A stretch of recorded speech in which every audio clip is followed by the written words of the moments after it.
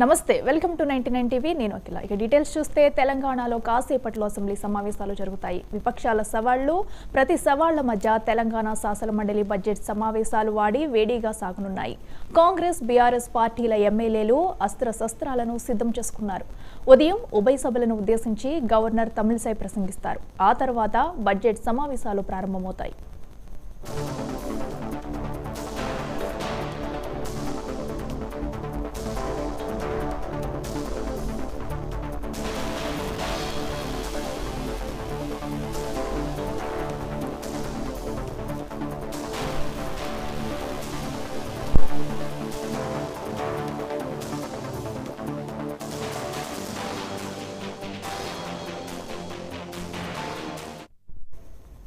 కాంగ్రెస్ ప్రభుత్వం ఏర్పడిన తర్వాత మొదటిసారి అసెంబ్లీ బడ్జెట్ సమావేశాలు జరుగుతున్నాయి. దీంతో అందరి దృష్టి ఈ సమావేశాలపై ఉంది. ఇక 10 ఏళ్ల అధికారంలో ఉన్న బీఆర్ఎస్ మొదటిసారి ప్రతిపక్షం స్థానంలో పాల్గొంటుంది. 10న ఓటన్ అకౌంట్ బడ్జెట్ను ప్రవేశపెడతారు. ఆ తర్వాత బడ్జెట్పై సాధారణ చర్చ జరుగుతుంది. ఈ సమావేశాలను 7 రోజుల నుంచి 10 రోజులు నిర్వహించాలనే యోచనలో ప్రభుత్వం ఉన్నట్లు తెలుస్తుంది. ఇక ఇదే అంశానికి సంబంధించి మరింత సమాచారం మా ఇన్పుట్ ఎడిటర్ నవీన్ అందిస్తారు. నవీన్, చెప్పండి, మరి కాసేపట్లో తెలంగాణ అసెంబ్లీ సమావేశాలు ప్రారంభమవుతున్నాయి. గవర్నర్ ప్రసంగం కూడా ఉండబోతుంది. దీనిపై ఉత్కంఠ అయితే నెలకొంది. దీనికి సంబంధించి డీటెయిల్స్ ఏంటి?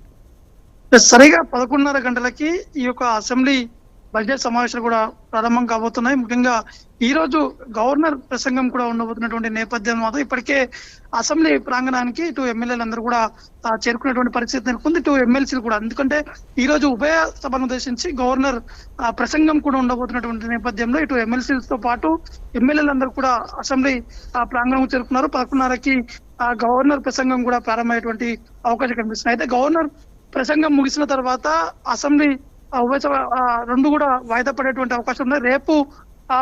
రేపు మళ్ళీ గవర్నర్ ప్రసంగం పైన ధన్యవాద తీర్మానం పైన చర్చ కూడా ఉంటున్నటువంటి పరిస్థితి నెలకొంది. అయితే రేపు గవర్నర్ ప్రసంగంపై చర్చ జరిగిన తర్వాత రేపు అసెంబ్లీ మళ్ళీ వాయిదా పడి ఎల్లుండి ఓట్ ఆన్ అకౌంట్ బడ్జెట్ కూడా ఏదైతే ఆర్థిక శాఖ మంత్రి ఈ యొక్క బడ్జెట్ ను కూడా ప్రవేశపెట్టేటువంటి అవకాశాలు ఉన్నటువంటి నేపథ్యంలో ఇప్పటికే అసెంబ్లీ అంటే కాంగ్రెస్ పార్టీ అధికారంలోకి వచ్చిన తర్వాత రెండోసారి ఈ యొక్క అసెంబ్లీ సమావేశం కూడా కొనసాగుతున్నటువంటి నేపథ్యంలో మాత్రం ఈసారి కొంత వాడివేడిగానే ఈ యొక్క అసెంబ్లీ సమావేశాలు కూడా జరిగేటువంటి అవకాశాలు ఉన్నట్టు కూడా మనకి స్పష్టంగా కనిపిస్తుంది. ఎందుకంటే ఇటు నీటి పారుదలకు సంబంధించినటువంటి అంశాలపైనే కాంగ్రెస్ ప్రభుత్వం ఎక్కువగా ఫోకస్ కూడా పెట్టడం జరిగింది. దాంతో పాటు ఈ బడ్జెట్ సంబంధించినటువంటి అంశాలు అంటే కాంగ్రెస్ పార్టీ అధికారంలోకి వచ్చిన తర్వాత మొదటిసారి ఈ యొక్క బడ్జెట్ సమావేశాలు కొనసాగుతున్నటువంటి నేపథ్యంలో మాత్రం ఈ బడ్జెట్ ఏ విధంగా ఉండబోతుందనే అంశాలపై కూడా అందరూ ఆసక్తిగానే ఎదురు చూస్తున్నటువంటి పరిస్థితి నెలకొంది. కాబట్టి ఈ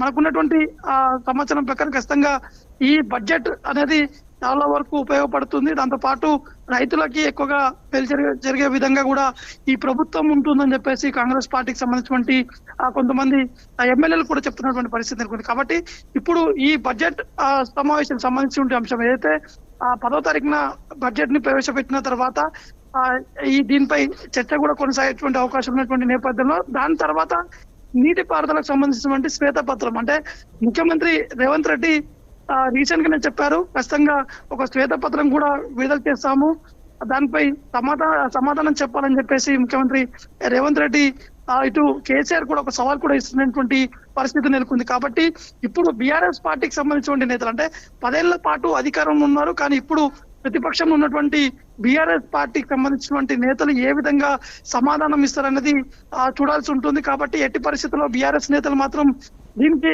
తగిన సమాధానం చెప్తాము కావాలని చెప్పి కాంగ్రెస్ పార్టీకి సంబంధించినటువంటి నేతలు బీఆర్ఎస్ పై కొంత బురద జల్లే ప్రయత్నాలు చేస్తున్నారు. నీటి వివాదం గతంలో కాంగ్రెస్ లో ఉన్నటువంటి సమయంలో ఉండేది, కానీ తెలంగాణ రాష్ట్రం ఏర్పడిన తర్వాత బీఆర్ఎస్ ఎప్పుడైతే బీఆర్ఎస్ ప్రభుత్వం అధికారం ఉన్నటువంటి సమయంలో మాత్రం ఎక్కడ కూడా నీటి వివాదం లేకుండా కూడా రాష్ట్ర ప్రజలకి నీటి అందించామని చెప్పేసి కూడా బీఆర్ఎస్ పార్టీకి సంబంధించినటువంటి నేతలు కూడా చెప్పడం జరుగుతుంది. కాబట్టి చూడాల్సింది అంటే కేఆర్ఎంబికి శ్రీశైలం నాగార్జున ప్రాజెక్టుల అవుట్లెట్లు అంటే ఈ అప్పగించేటువంటి విషయాలపైన ఎక్కువగా ఈ మధ్య రాష్ట్రంలో ఈ యొక్క రాజకీయ దుమారం కూడా కొనసాగుతున్నటువంటి పరిస్థితి ఉంది. కాబట్టి ఏ విధంగా సమాధానం ఇస్తారు, ఏ విధంగా ఉండబోతుంది అనేది చూడాల్సి ఉంటుంది. Right Naveen, thank you.